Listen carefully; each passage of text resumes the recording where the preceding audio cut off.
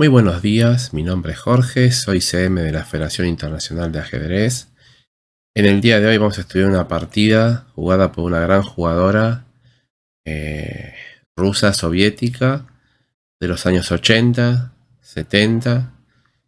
Su nombre es Nona Gaprindashvili, una de las grandes jugadoras del ajedrez femenino que hemos podido tener justamente, una muy destacada, por cierto de un nivel muy agresivo, y cuya jugadora fue galardonada con el primer título de Gran Maestro masculino en el momento que ella jugaba, ya que en ajedrez existen los títulos de Grandes Maestros masculino y Win GM, que es el título de Gran Maestro femenina, pero ella, por su rendimiento y su elo alcanzado, se le concedió por primera vez el título de Gran Maestro masculino.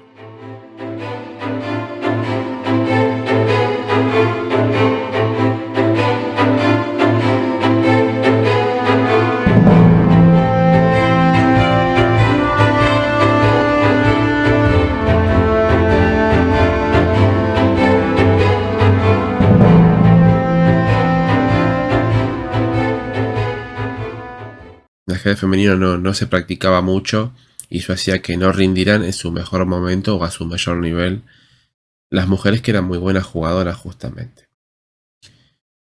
Lógicamente con el tiempo se fue corrigiendo, se fue jugando más y más el nivel femenino en distintos torneos y llegamos a una altura donde, por ejemplo, surgió una Judith Polgar que estuvo a la par de los mejores del mundo por allá por 1900, 2000 y formó parte de los 10 mejores jugadores del mundo, lo cual le dio un estatus y un reconocimiento a nivel mundial como la más fuerte jugadora de todos los tiempos.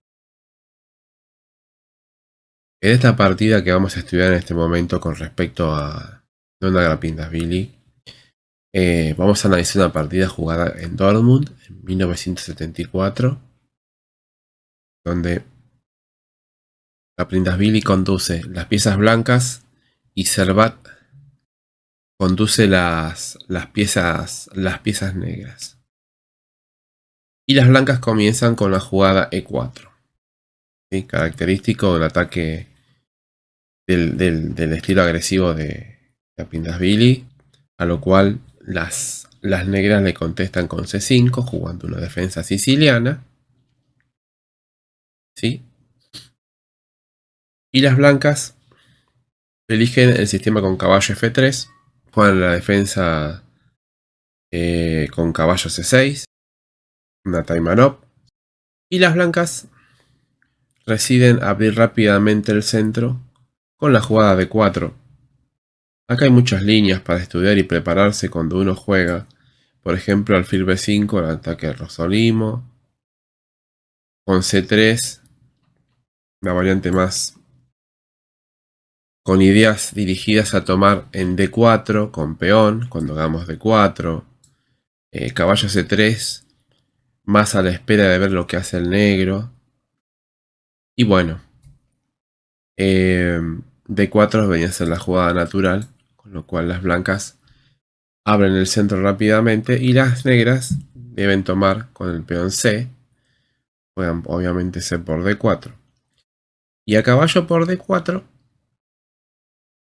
las negras eligen lo que es G6 y lo que se conoce en ajedrez como el dragón acelerado. Dragón acelerado porque las negras rápidamente van a jugar G6, alfil G7 y caballo F6 para enrocarse rápido sin mover el peón D, ni a D6 ni a D5. Ese sería el último movimiento de las posiciones de jugada que está haciendo las negras y por eso se conoce como dragón acelerado. El dragón común y convencional viene con el mismo desarrollo en el flanco rey que estábamos mencionando, pero el peón D6 ya está hecho en su momento.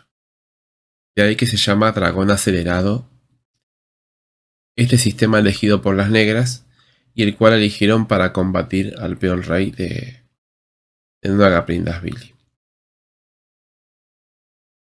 Las blancas tienen muchas formas de jugar, pueden jugar caballo C3 para mirar D5, pueden jugar alfil E2 para enrocarse rápido, o alfil F4 o alfil C4 Alfil E3 podría llegar a ser también. Pero como en el dragón acelerado, como en el dragón común, la casilla de 5, ¿sí? Esta que está acá, es una casilla donde las negras buscan siempre la liberación. Las blancas lo que hacen es focalizar todas sus fuerzas en esa casilla para que las negras no logren liberarse tan rápidamente. Y si bien tienen una posición restringida, tienen una posición sólida con ubicaciones justas para sus piezas, pero que las pueden mover y pueden intentar liberarse a más adelante o más transcurra la partida. Las blancas por eso deciden y eligen el sistema Maroczy. Justamente Maroczy fue un jugador que ideó este sistema de blancas contra el dragón o las sicilianas, donde la idea justamente es poner dos peones firmes en C4 y en E4 y luchar contra todas las fuerzas para que el negro nunca se pueda liberar con D5.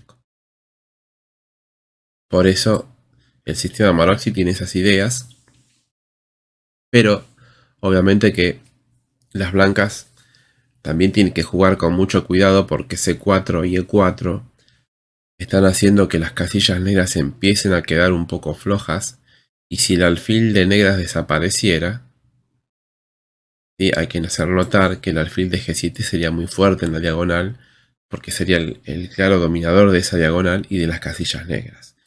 Tener mucho cuidado con esos detalles a la hora de hacer este tipo de estructuras, porque los pollones se pueden volver para atrás, y si tenemos el peligro que nos eliminen una pieza que controla casillas y los peones dejaron de controlar, eso sería un problema posicional muy grande a la larga para el bando que lo comete. Por eso luego después de C4, la siguiente jugada es alfil G7. Debemos sacar el alfil, y no solo lo sacamos por G7, sino que también estamos mirando el caballo de D4 que está siendo amenazado. Las blancas deciden continuar con una jugada de desarrollo y juegan alfil E3, desarrollando el alfil y defendiendo el caballo de D4. Una jugada lógica y bueno, es necesaria en la posición porque la dama no puede quedar a la defensa del caballo de D4. Sí, es mejor que esté una pieza secundaria como el alfil, sacándolo para liberar a la dama para hacer otras cosas, y el caballo queda sostenido por el alfil. La dama lo sigue sosteniendo porque obviamente están dos piezas atacando al caballo. Pero ¿qué queremos decir? Que con esta jugada ya se haría más la posición de la dama, y si bien hay que tener cuidado, a la larga el blanco va a poder desarmar esta posición para que pueda retirar su dama y el caballo no pueda ser comido. Alfil E3, las negras juegan caballo F6. Como dijimos en el dragón acelerado, las piezas del flanco del rey son las que salen, sobre todo, y el movimiento del peón se dilata hasta el último momento. Justamente. Y bueno, no solo sacamos el caballo, sino que miramos el peón de E5. ¿Sí? Las blancas obviamente están jugando a que las negras no puedan liberarse y queden en su posición retrasada para después poder avanzar y generar amenazas que hagan que la posición negra se desequilibre, lo cual hace difícil esta posición. Por eso caballo F6, por ejemplo, E5 no sería buena porque nos encontramos con dama A5 jaque y dama por E5. ¿Sí? Entonces hay que tener cuidado con los detalles tácticos y conocer la posición. Por ello las blancas juegan caballo C3. Y en este momento D6 es una de las jugadas justamente para darle paso al alfil de C8, cuidarse del avance de E5 y luego enrocarse. Pero se embarca en una línea que es conocida, donde empezamos en un juego de desviación de defensa de piezas en el centro para tratar de crear un desequilibrio a favor de uno u otro, empleando ese tipo de ideas más complejas. ¿A qué jugada nos estamos refiriendo en este momento? Nos estamos refiriendo a la jugada caballo G4, una jugada conocida en la posición que se juega generalmente y sobre todo se juega contra un Maroczy y el dragón acelerado, donde la que juega el dragón acelerado trata de hacer estas cosas para que, si las blancas nos comen en G4 con la dama, nosotros podemos retomar en D4 y empezamos a cambiar piezas, y de esa manera, ¿sí? Por ejemplo, por caballo por, empezamos a cambiar piezas y empezamos a aliviar la posición restringida, ya que el cambio alivia la posición a favor de las negras justamente. Pero hay que tener cuidado porque también estamos cambiando las pocas piezas que juegan. Y nos estamos quedando sin piezas para realizar otras acciones. Es un error que hay que tener mucho cuidado justamente. A caballo G4, las blancas deciden comer en G4. Y a caballo por D4, en este momento hay que tener mucho cuidado con la táctica. No solo el negro amenaza a caballo C2 jaque, amenazando el rey y la torre, sino que también existen jugadas como D5, donde podríamos liberarnos rápidamente porque, debido a que el alfil quedaría mirando a la dama en un descubierto, ¿no? Si jugáramos D5. Las blancas, perdón, deciden jugar dama D1. Y bueno, y en este momento le está atacando el caballo de D4. Le está preguntando al negro qué va a hacer.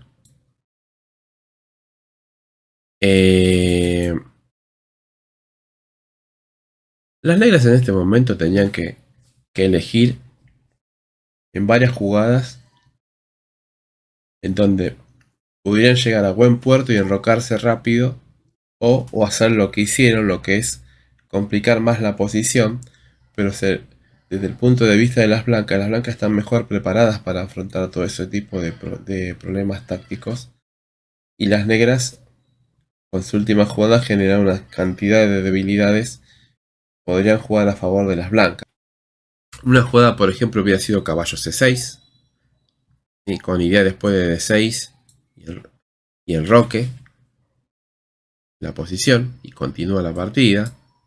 La otra puede haber sido caballo E6 también, mirando, fiscalizando D4 y F4. Y obviamente, bueno, hay que tener cuidado más adelante de un F4 y un F5. Pero bueno, son ideas posibles, pero la partida puede seguir. Sin embargo, las negras siguen complicando la posición y deciden jugar E5.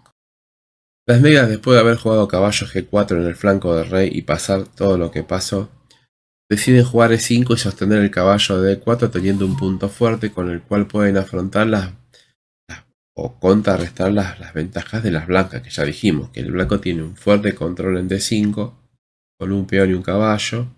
De hecho, la casilla de D5 en este momento es una debilidad muy importante. Por eso a E5 las blancas no hacen alfil por caballo, sino que deciden hacer la jugada caballo B5, en donde amenazan comer el caballo de D4 y también amenazan caballo de 6 jaque, quitándole el enroque a las negras, ¿sí? Por eso a caballo B5 las negras no encuentran mejor jugada que enrocarse, y lógicamente tienen que enrocarse porque si quieren realizar maniobras activas pueden seguir teniendo su rey en el centro. Es un defecto que a la larga se puede pagar caro. Y las blancas, si bien están un poco más retrasadas en el desarrollo, el fuerte control de la casilla D5 y el hecho de que no puedan salir tan fácil las piezas del flanco dama de las negras hace que este rey no sufra tanto justamente. Por eso en este momento juegan la jugada alfil E2 con idea de enrocarse corto. No nos olvidemos que F4 siempre es una jugada interesante. Y las negras deciden jugar justamente dama H4 en la posición. Dama H4 tiene como finalidad mirar el peón de E4 y ver si de alguna manera las blancas tratan de defenderlo, pero no es tan fácil defenderlo porque la jugada natural de defensa sería F3, pero no podemos realizarla porque se encuentra el rey N1 que estaría en jaque por la dama de H4. ¿Sí? Y si jugáramos una jugada de defensa para el peón como dama D3, ya empezamos a defendernos y quizás no sea la mejor jugada para la dama en esta posición justamente. Nosotros lo que llamamos poner una dama a la defensa de un peón de D4. Quisiéramos destinar esa dama a una ubicación mejor o más activa para continuar tratando de ampliar la ventaja que el blanco tiene, que son las debilidades de color, de casillas, que quedaron por la falta de control de peones.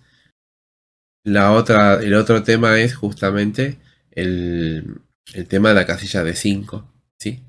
También es un tema a explotar por parte de las blancas. Por eso, a dama h4, las blancas juegan caballo por d4, las negras deciden tomar, y luego de alfil por d4, las negras continúan con dama por e4, y vemos que a esta altura es como que el negro logró destruir en parte el centro de las blancas, que evitaba la jugada liberadora de 5, justamente, y también tiene una dama muy activa, a tal punto que en este momento, si observamos superficialmente la posición, la dama de d4 está mirando el alfil de d4 y el punto g2, con lo cual, depende cómo jueguen las blancas, las negras podrían jugar dama por g2 y le romperían el roque a las blancas, con lo cual el rey quedaría en el centro y estaría en una posición muy desventajosa, que sería muy provechoso para las negras, justamente porque su rey se encuentra enrocado, pero el rey blanco no tendría dónde enrocarse. Y acá viene justamente la complejidad de la posición y la fineza del cálculo de estos jugadores, que les gusta meterse en este tipo de líneas que son súper agudas, donde siempre suelen ver un poco más que su rival. Y lógicamente luego dama por e4, las negras estaban ya muy contentas porque decían, bueno, me como el peón de g2, me como el alfil, termino cambiando piezas y a lo sumo termino igualando la posición, y bueno, puedo empatar o jugar a ganar si la posición se empieza a empeorar desde el punto de vista de las blancas. Las blancas deciden hacer alfil por g7, con idea de que si rey por g7, roque, y bueno, en este momento el que tiene la de ganar son las blancas, debido a que tenemos una mayoría de peones en el flanco de dama, una 2 y un b2 y un c4, y una fuerte debilidad en d7 que no se puede sacar jugando d5 porque nos comerían con dama o peón. La cuestión es que ese peón es una debilidad constante, y luego de inclusive de en algún momento alfil f3, mirando el punto de b7 y la torre, haría que las blancas vayan quedando cada vez mejor. Por eso que a alfil por g7,